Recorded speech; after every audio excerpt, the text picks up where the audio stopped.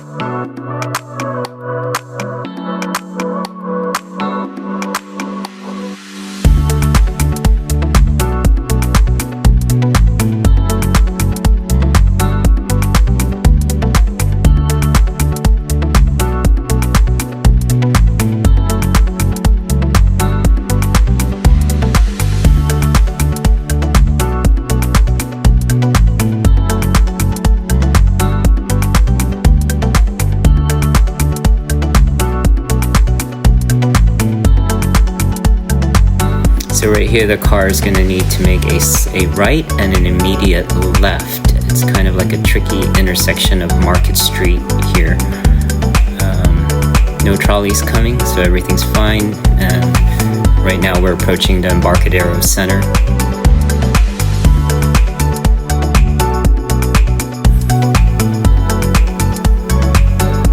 So right here, I'm just pointing out all the Waymos that we see everywhere in San Francisco. Waymo is a driverless taxi service that you use a Waymo app. You can call and have it pick you up and drop you off. There's no driver in the car. It utilizes cameras and LiDARs in the vehicle. So as you can see, it's those cars with a bunch of equipment that's on the exterior of the car. So those Waymos are pretty much everywhere here in San Francisco. I'm looking forward to Tesla's robotaxi. So once those are out on the road, I think they look so much better than the Waymo vehicles. And like I said, my car actually feels like a robotaxi because my mom and I are just like passengers in the car. I mean, I'm not doing anything. I'm not touching the wheel.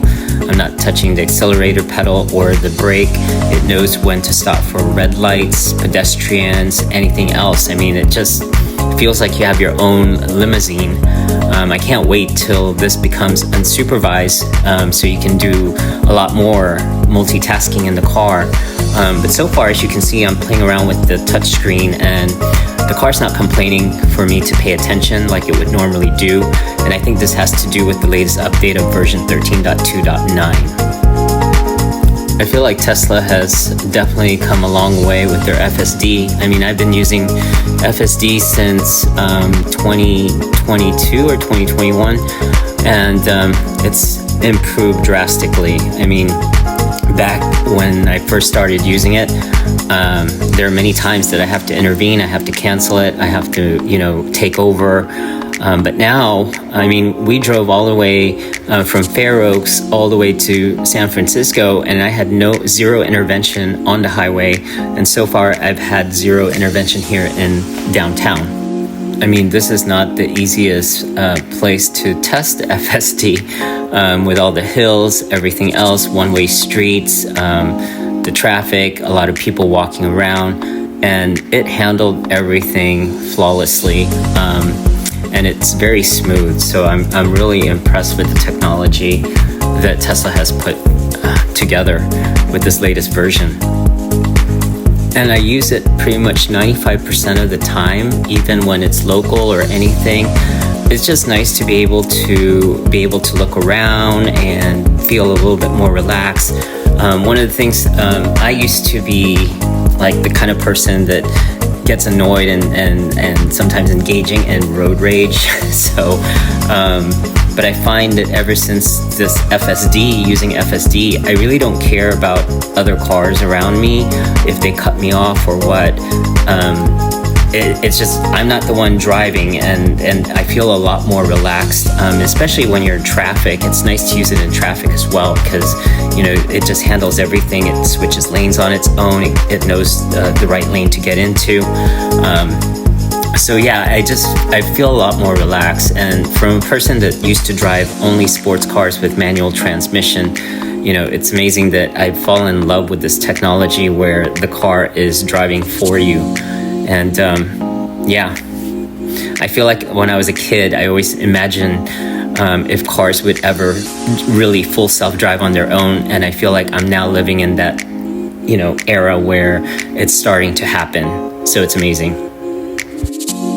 So here we are going down the crooked street called Lombard Street. It's a very famous street where everyone takes photos and everything. I kind of panicked here. I think the car could have handled it without me intervene or disengaging FSD, but I was just really nervous because the wall, sometimes it gets so close to the wall, so I just wanted to go ahead and take over from here. But I think FSD would have definitely handled it if I would have given it a chance.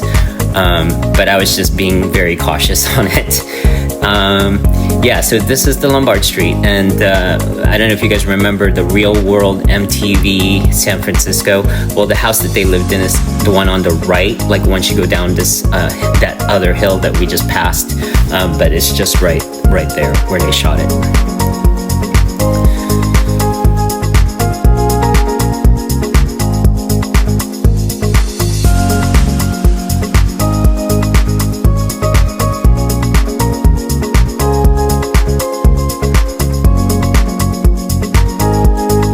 Okay, right here, we're supposed to make a left, but I decided to just take over and make a right because I wanted to see the Alcatraz right there, show it to my mom. You can see the view. It's, San Francisco is so beautiful if you haven't been here before. It's very hilly, and the scenery is great. Imagine if you live in one of these condos, you have a view of the bay, and it's just a very beautiful city. Just driving through here just makes me miss living in San Francisco. I used to live on Duboce Triangle area on Noe and 14th Street. So yeah, it was just really great. Now here we're going to be approaching, making a right here, and there should be a truck that's in front of us. And see how FSD just moved over around the truck. Back in 2022, I remember it would sometimes it would just panic and stop, but that it handled really well, and it knew that there was no other car coming on the other side, so it just went around it.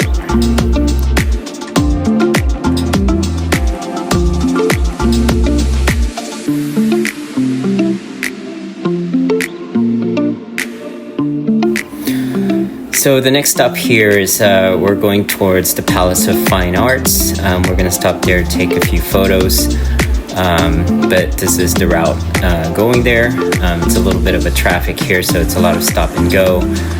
This is the reason why I kind of sped up the video, so I don't want it to be such a long video, so speeding it up just makes better sense. So it just moves along much more quicker. But just something I wanted to say is that with all this line of traffic here, eventually we're going to need to make a right. And FSD just handles it so well. So it will just eventually if it needs to cut in, it's going to do so. And it does such a great job doing that. Even I'm thinking it's approaching it towards the last minute there to see it just went and cut over.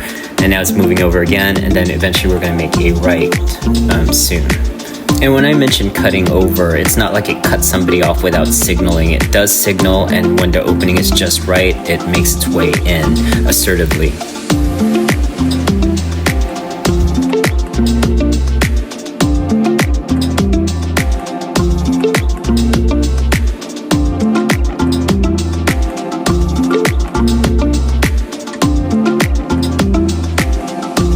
Look at this car in front of us. He looks like he's gonna make a right, but then changed his mind, and I guess now he wants to make a left. Okay, no problem. FSD was patient. Here you're gonna see there's a man and a dog crossing at the last minute, and FSD stopped for them.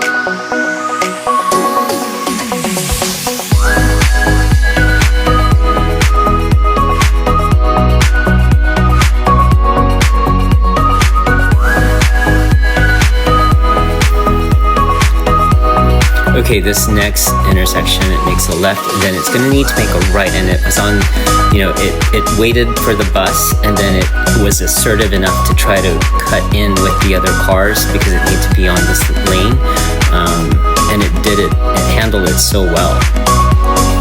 And this is going to be another stop that we're going to make here. I'm not going to show a video of us pulling over because I'm just going to make a U-turn and park. And this is the Chrissy Field area. And you can get some nice photographs here of the Golden Gate Bridge that's on the right-hand side.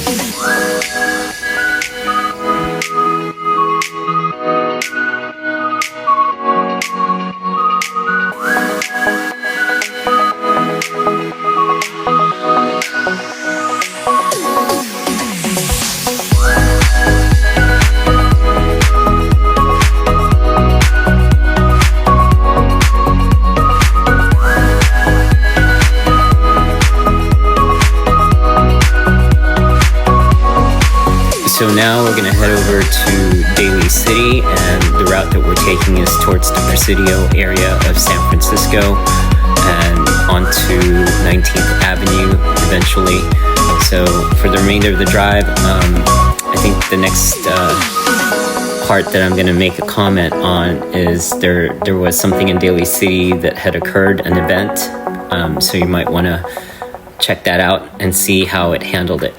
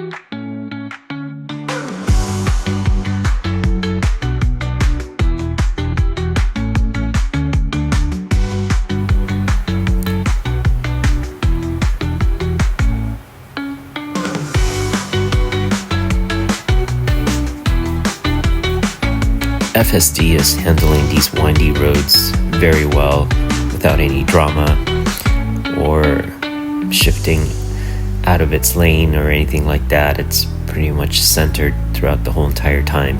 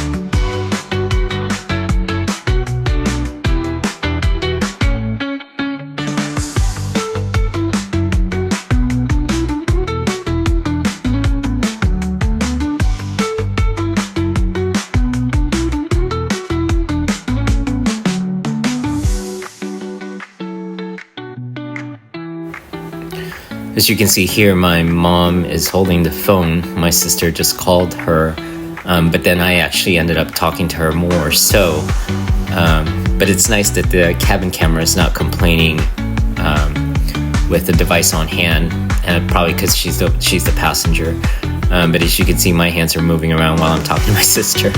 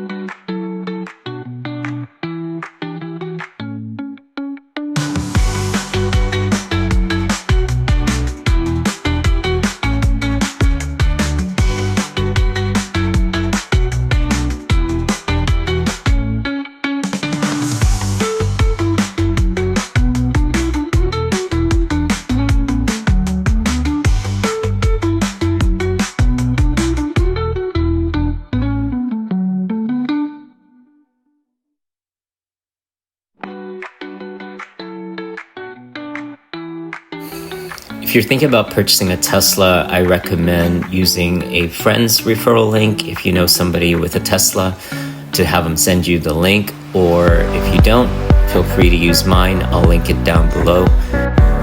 If you use a referral code or referral link, you'll get some sort of discount or 3 months free full self-driving. I think that's what's going on right now.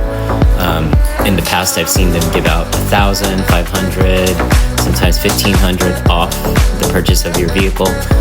Plus, on top of that, you can stack up those discounts if you have a military affiliation, transponder, teachers program, and I think there's a student one going on right now.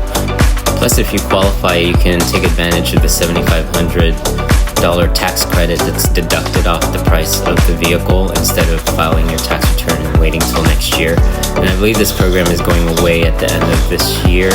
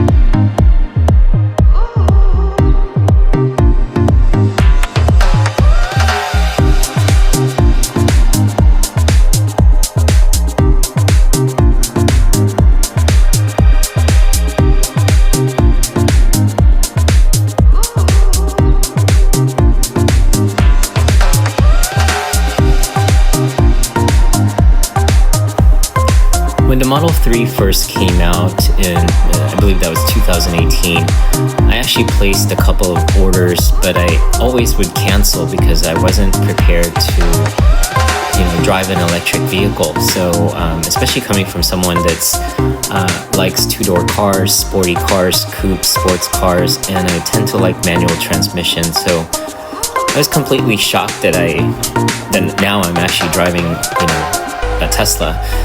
Having this experience when I first got my Tesla, I think it was 2022 or 2021. I really wish I would have started in 2018 because the amount of gas that you save really adds up, and it's just amazing how much I save on gas. Because before, like let's say driving my Porsche Boxster or one of those gas vehicles that take premium gas, I was spending roughly around $400 a month or more just on gas, versus with the electric car, I'm spending $20-25 per month.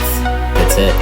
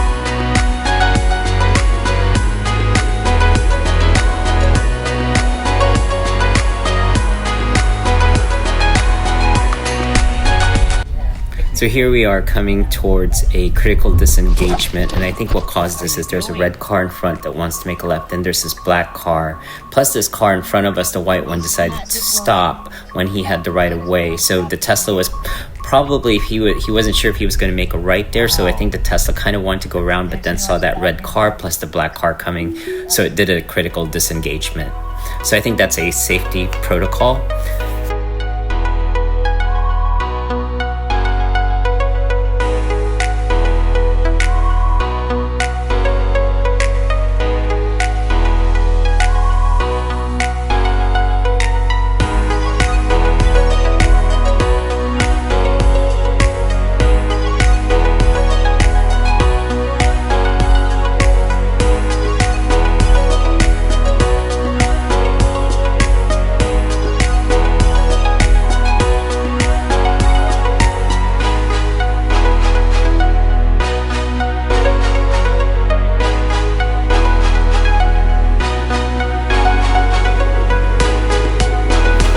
We're now leaving Daly City and heading back towards San Francisco to head home, and it's getting on the highway. This is the 280 highway. A lot of people like using Waze or Android Auto or Apple CarPlay. I did wonder if I was going to miss that when I first got my Tesla, but after getting used to the Tesla's navigation system, I don't have an issue with it at all. Actually, I like it so much that I don't even miss using Waze. Yeah, it's nice to know where the police cars are or what, but since I use full self-driving, the car is not speeding or doing anything that it shouldn't be, so I think it keeps me out of trouble. But other than that, I love the navigation in the Tesla. I like the fact that you can put in a destination, and if it needs to charge, it will recommend where you need to stop and charge, so you don't even have to think about it. So those are the things that I really like about the system. So I don't miss using Apple CarPlay or Android Auto. Another favorite feature of mine is Sentry Mode, which the vehicle has cameras around the car, so if there's anything going on, it alerts you and you can see the video of what's happening around your vehicle. There are so many features that this car has. It's just, I'll have to make another video of all the features and the app that you use with this vehicle. It's just amazing.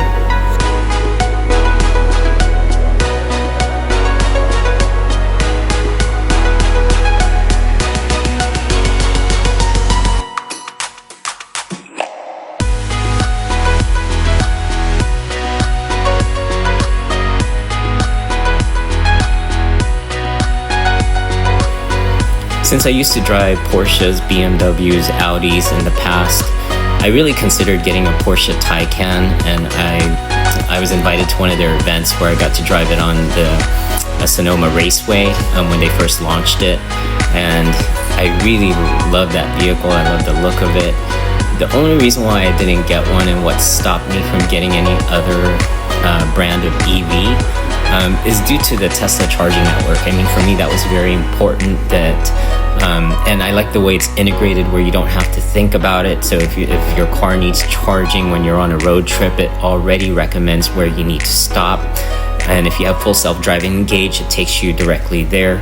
So I think that's the only reason what's stopping me from getting a Porsche Taycan, and the fact that I like using full self-driving, and I haven't seen any other vehicles that has this type of capability. I know there's a lot of active cruise control like BMW has, or Porsche, where it stays in its lane and it can steer, but having a vehicle that can actually do turn by turn and in the city and out of your driveway. I mean, this vehicle, when I push the FSD coming out of my garage, it knows how to back out of my garage. It closes my garage door, and I don't have to do anything. And I think that's what I'm spoiled by, is FSD.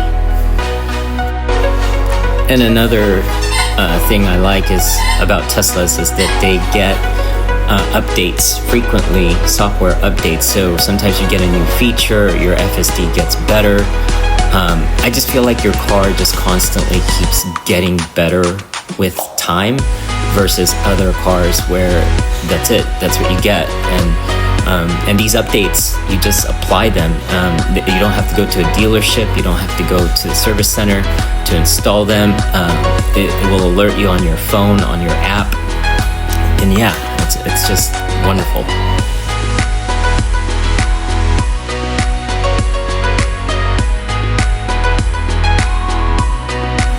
Okay, we are on our way home now from San Francisco, headed back towards Folsom. I'm probably not going to do the video on the entire drive, so I'll eventually cut it off somehow here.